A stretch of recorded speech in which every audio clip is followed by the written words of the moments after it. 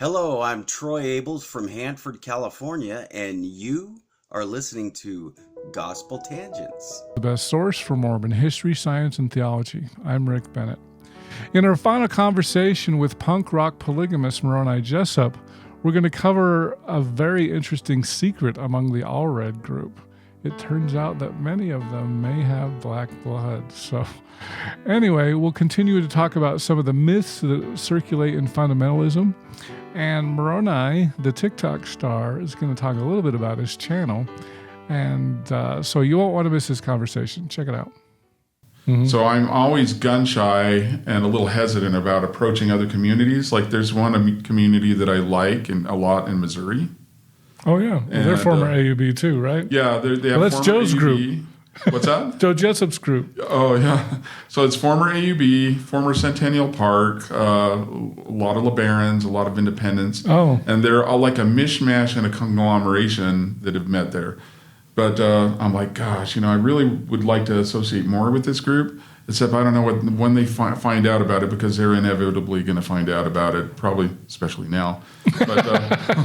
But, are they going to accept me? But it turns out that community in and of itself is having a test case where they're questioning the priesthood ban. Mm-hmm. And mainly because there's a young man in that group who took a plural wife who's of African descent.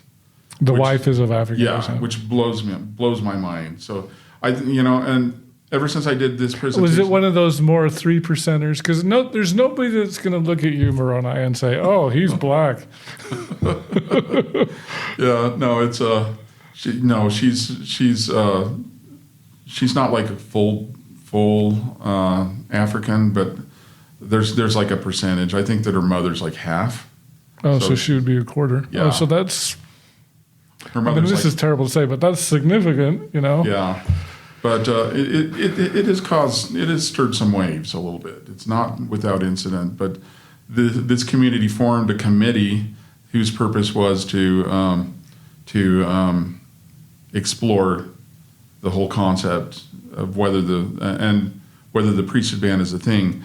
And they've had some that have come up to the conclusion, like me, that the priesthood ban isn't a thing. And there's some that are like undecided on it. And then there's some that believe in the priesthood ban. But the thing about those who still believe in the priesthood ban, they're willing to admit that they could be wrong, which is a huge step. Yeah. I mean, as far as fundamentalists go. So and ever since I did the presentation at Sunstone last year, I can't tell you how many fundamentalists have come up to me and said, I believe the same way you do, Moroni. I just don't know what to do with that information. I don't know how to, how to process it or how to move forward. I think there are, and I know one group, I won't name them, but there's one group that I've had a few conversations with, and I've said, look, if you believe in the ban, don't be casting stones at the LDS Church. Yeah. You're just as guilty, even more so, because at least we got rid of it in 78. Yeah. And I think this group is very slowly opening up to possibly allowing black members, because as you said, they can't even get baptized in these groups, right? Isn't that true? Right. Independent, AUB, FLDS, it doesn't matter. You can't even get baptized. Right. Yeah. So, I mean, when I heard your presentation last year, I was just like, holy cow, this is amazing.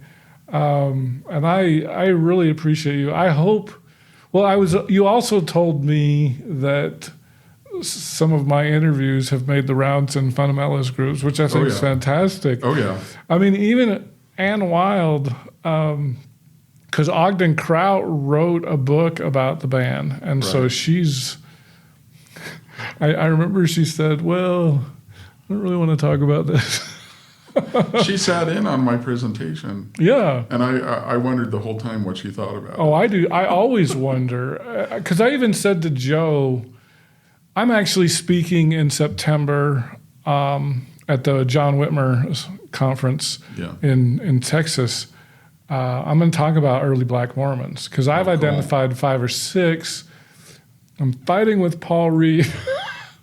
This Joseph Ball I'll give you guys a preview of my presentation. I always heard that he held the priesthood too. Oh, he held the priesthood. There's no question that Joseph Ball held the priesthood. The question is, Paul says that on all the census records, he's listed as white. Now, clearly his father was Jamaican. He was probably mixed race. Maybe really light. Paul says he was so light-skinned that people didn't recognize that he was black. Yeah. So it's hard. It's hard. It could be argued that it was a mistake, which I hate that word because. But anyway, I mean, from a racist point of view, it was a mistake that Joseph Ball was ordained. Clearly, he has black blood. Yeah. Clearly, he has black ancestry. So it's hard to say that he broke the color line if he was light-skinned. But clearly, he had black blood. And I still hold him up as kind of a hero. Well, I think it's cool, but... To throw a monkey wrench in the whole Allred genealogy. So I met with a woman over in Idaho, and she showed me, and I wish I had a copy. James Allred was the first Allred convert to the church. And his wife, Elizabeth Allred, she was a seamstress. She is the first seamstress to make garments for Joseph Smith. She and her husband, James, were sealed in the red brick store. Okay. And I saw with my own eyes her census record. Born in the late 1700s, it listed mulatto. Really? Yeah. So all the Allreds have black blood. Apparently. To be fair, though, I think that like Rulon and all them came from a different Allred branch. Oh, okay. I think that James Allred and their descendant were like brothers. But still, I mean, they are not an insignificant part of the early Mormon history. Right. You know. And my whole thing is that we ought to be able to question it. And this is where fundamentalists disagree with me on it. They say that we shouldn't question this because we are not in a position where we can question the early brethren. But my plea with fundamentalists is that we place ourselves in a position where we have dialogue and talk about it and question it. And because if we're wrong, I mean, just think, you know, and of course this is coming from the assumption that Mormonism is true, like I believe, that we've done a great disservice to our black brothers and sisters. Absolutely. Yeah, absolutely. You know? And just think of what Mormonism would look like right now if we had not had that restriction. Oh, I know. So and this is still a sensitive topic. I've had family members and other people call me on the carpet on this, you know. But facts don't matter. Yep. Yeah. I mean, and I don't know why, for whatever reason, this is such a fascinating... The topic of race, especially in the church, is such an important topic to me. It may not be my listeners' favorite topic, but it sure is mine. And I'm speaking at Whitmer, and so come to Texas in September. I might have to go to Whitmer just to hear you speak. So, because I've identified about a half dozen that there are, I will say, are significant pieces to the race ban, and some of them were even ordained after Joseph Smith died. So, So I think it's pretty safe to say Brigham is the author. It was not Joseph Smith. We cannot blame this on Joseph Smith at all. And so I am still curious, people like Ann Wild, what do you think about this? Because I've got like real data, but you know, facts be damned in some cases, I think, because it's so personal to them that they don't care what the history says. Well, but the history says... It's one of the pillars of fundamentalism. Oh, it's a terrible pillar. We need to knock that one down. Yeah, We need to bring agreed. Samson and knock that down. I agree.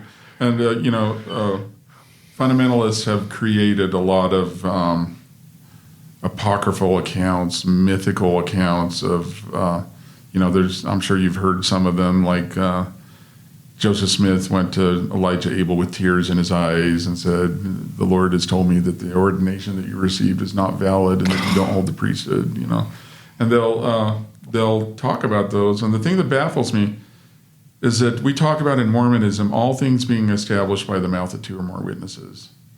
And the only witness that we have that Joseph Smith taught the priesthood ban is Zebedee Coltrane, who said he heard it from somebody else, or Abraham O. Smoot. Well, Zebedee Coltrane just lied. He ordained Elijah Abel and then lied about it. Right.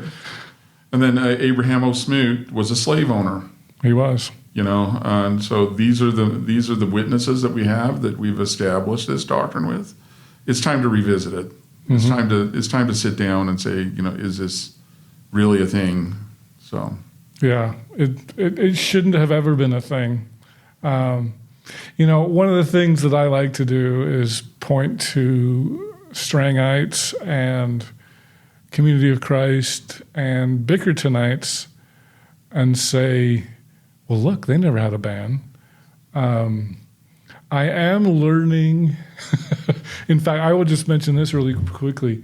I went to Community of Christ World Conference in April, and apparently Joseph Smith III had a revelation asking about the ban. And in the revelation, it uses a term that we would no longer use, which would be Negroes. But it basically said, let's be careful. We probably shouldn't ordain them. And so there was a resolution in the conference, I think it's section 116, if I remember right, that their section 116, they wanted to remove it from the Doctrine and Covenants because, even though they didn't have a ban, they were like, we really need to be careful about ordaining black people. And so they want to just get rid of it. And there were arguments, well, it was historical, we just need to deal with racism as it is. And so I don't think the Community of Christ, while they didn't have a ban, their record is not clean when it comes to race. And so but some of the people that were there were blaming their section 116 on Brigham Young and saying, well, this was just a reaction to what Brigham Young was doing. And I was like, really? So their discrimination they're still blaming it on Brigham Young. And that's part of our history that I really need to become more well-versed on, especially since this is a topic I'm going to be, further exploring that, this affected our brothers over in the Community of Christ also. Oh, yeah. And so Joseph Ball, I shouldn't give my whole presentation. I'll just leave that as a team. I got to say, I'll hold some back. But I'm hopefully going to record it, and hopefully I'll release it in a future episode so people can hear it. But I've got a lot of interesting stuff on this. I will say the Bickertonite Church ordained a black apostle in the early 1900s. And so God bless them. I think that's fabulous. And so I need to learn more about them, but they, of all the restoration groups that date to Brigham Young, let's say, are probably the most racially progressive of any group. Wow. So. That's awesome. Yeah. We're meeting right before the day before Sunstone. Yep. I'm not going to release this until after Sunstone. And I'll keep mum the word. But would you care to give a little preview or it'll be a review when people hear this, of what you're going to talk about this weekend? So Lindsay kind of gave me the topic, and the theme, I think, is mainstreaming Mormonism. And so since I have a kind of a healthy presence on TikTok, she wanted me to focus on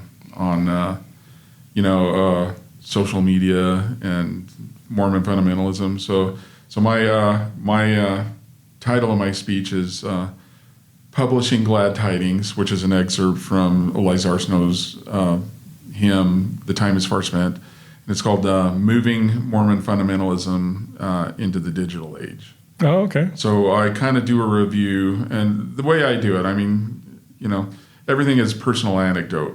When I was watching, the other day when I was watching your interview with Paul Reeve, he was talking about how he has a hard time talking in the first person about his own experiences. I'm the opposite. Everything that I encounter in Mormonism has to be through my own personal lens and my own personal experiences. So it's all full of personal anecdotes, but I talk about how in the early days of our community in Arizona, how we printed up pamphlets and handed them out at ward houses as a way to try to do missionary work. And I follow that, doing chat rooms and chat groups and Yahoo groups and Facebook. And Yahoo groups is still a thing? No, I'm reviewing the past. Okay. All the various forums and platforms that I use to discuss Mormon fundamentalism, all the way up to currently now TikTok and Facebook. And, okay. And so I got a slide presentation. I have. I really liked how the younger generation of Mormon fundamentalists, like the millennials and Gen Z, are relying on memes and stuff to convey concepts. And like a lot of the older generations, that kind of is beyond them to understand or appreciate the humor or see the message they're trying to convey. But there's a lot of meme groups for Mormon fundamentalists now. Oh, okay. Where the younger fundamentalists are making memes. So I got a whole bunch of funny memes in my presentation, and like one of them was Christina Rossetti's "Make Adam God Again" meme, and so yeah, that's what I'm speaking on. And then Saturday is she going to be here? No, I don't think so. She told me she was traveling. That's a bummer. But then Saturday night, I along with Chelsea Homer, I'm hosting the famed kickball game between fundamentalists and ex-Mormons, the Team Higher Law versus Team Outer Darkness, which is in great fun. They have a picnic going on. They have a trivia game going on at the same time. But, of course, people will just have to find out about this afterwards and then make plans for next year because we're going to do it again next year. So, Is Steve Pineacker always going to be the umpire? I don't know, but this team evangelical. Yeah, Steve is going to be the umpire, and I think that he actually has like an official certification to be an umpire. So. That was funny. I do want to clear up one other thing, especially since I was giving misinformation, and I hate to do that. It was a complete accident. Are you aware if in the AUB, do they excommunicate people over DNA results? Everything that I have to say on that is just rumors that I've heard. Okay. But the rumors that I've heard is that different families, including the Jessops, that every time they do DNA tests, that they come up with the same African markers. Now, what action they've taken on that, I don't know. Generally, what happens, I know a lot of fundamentalists that just flat out don't believe in DNA tests because the results are coming up questionable. That DNA is fake news. Oh, brother. So well, that's one way to deal with it, I guess. But. Yeah, but as far as like for sure what's happening, other than just rumor, I don't know for sure. Okay, so it sounds like there's a difference of opinion on how to handle that. Certainly. Are you aware of anybody who has been excommunicated from the AUB over a DNA test? No. You're not aware? No. Okay. So they might be more forgiving on race a little bit, especially African blood, than, say, the Thompson group or whatever? Not likely. I would say that they have created a narrative, like I just mentioned, where DNA tests aren't real. Oh. And so they can be ignored. They probably encourage people not to take them, I would guess. Possibly. I can't say for sure on that. It's so hard. I I'm so appreciate. out of the loop. Well, and So- Joe kind of is too, because he's been out for a while. So hard to get somebody from their group on. So I've tried to get Marianne Watson, but she said no. Yeah. That would be great. Marianne's great. In fact, when I was doing the research on the Polynesian issue, Marianne's one of the ones who was providing me quotes. Oh, So I don't think that necessarily she was taking one side or another, but she was trying to show me through church history what a lot of the early brethren said in that regard. because her husband is the leader now, right? Yeah. So she, And I think that's why she's keeping a low profile. Yeah. So it's a bummer for me.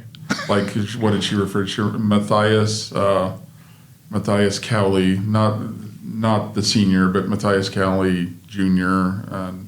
He's got an initial somewhere in his name. I don't remember what it is, but he actually served a mission in the Pacific Islands, and so she referred me over to his. Is this the writing. apostle that got excommunicated or somebody No, else? it was his son. It was his son. Yeah. Okay. Well, very good. Is there anything else we need to cover? No, not that I can think of. Well, this has been a fascinating tour through Mormon fundamentalism. I wasn't aware of the Thompsonites, so I'll add that one to my list of schisms. They would prefer it if people didn't know about them, I'm sure. But I'm sure there will be some blowback from all this.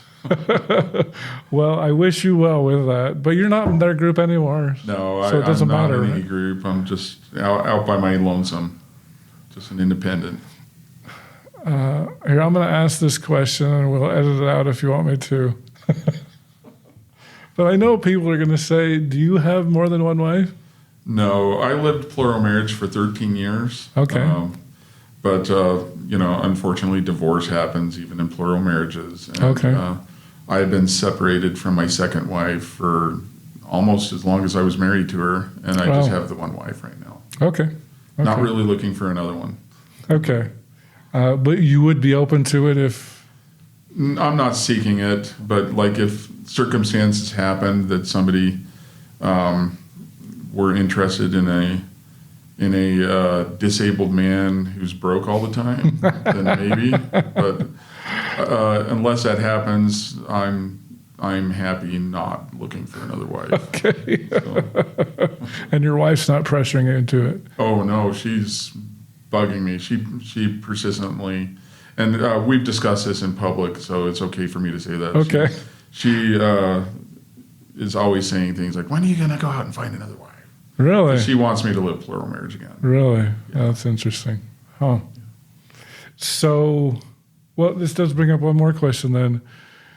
As an independent, do you have the authority to seal yourself to another wife? No, I have to seek out somebody. You'd have to with seek that out authority. either an independent or AUB or somebody. But let me just put it this way: I know a guy who knows a guy. So it's like if it ever came to that, I would know who to contact. Oh, So, okay. So those are kind of like the Underground Railroad. You know who to talk to. yeah, exactly. Well, very good. All right. Well, Moroni Lopez Jessop, this has just been a treat. Yeah. It's been a whole I year, know. We've been talking about this for years, so I'm finally glad to be able to get on here. and I'm glad we didn't have to deal with bad internet. Yeah. For those who have ever listened to my episodes with Lindsay or on other podcasts like the Mormon Renegade podcast, I have connectivity issues where I live. Yeah. And it always makes for really garbled, almost unlistenable episodes. So I'm glad that we could be face to face. Yes, me too. You know. So I appreciate you indulging me and coming up here for Sunstone. So Oh, my pleasure. thanks. So thank you so much for being here on Gospel Tangents. Thank you. I hope you enjoyed our conversation with punk rock polygamist Moroni Lopez Jessop. Moroni, thank you so much for coming up to Sunstone and sitting down with me. This was in the works for at least a year to get Moroni. So thank you so much, Moroni, for coming up and sitting down with me. In our next conversation, we're going to talk about another person kind of peripheral to the September 6th. Janice Allred. She has a very famous sister and brother-in-law that I think you know. I'm Janice Allred. My famous sister is Margaret Toscano and her husband, Paul. If you'd like to hear the entire interview uncut, subscribe on either Patreon or at gospeltangents.com. For just $5 a month, you can hear the entire audio uninterrupted. On our $10 tier, if you would like to see the whole video, you can see that either on youtube.com/gospeltangents, or I've got a special Facebook group devoted for full videos. So subscribe at gospeltangents.com and sign up for just $10 a month. For $20 a month, if you'd like to get some bonus content, maybe some of the stuff that ended up on the cutting room floor, you can sign up for that. And then if you'd like to talk to me for $100 a month, we'll do a monthly phone call on something like Zoom, and you can ask me anything you want. So thanks again. Also, don't forget about the merch, mugs, t-shirts, hats, things like that. I'm trying to get the ties up there. Hopefully I can get up there. And thanks again for watching Gospel Tangents, and click here for some more videos.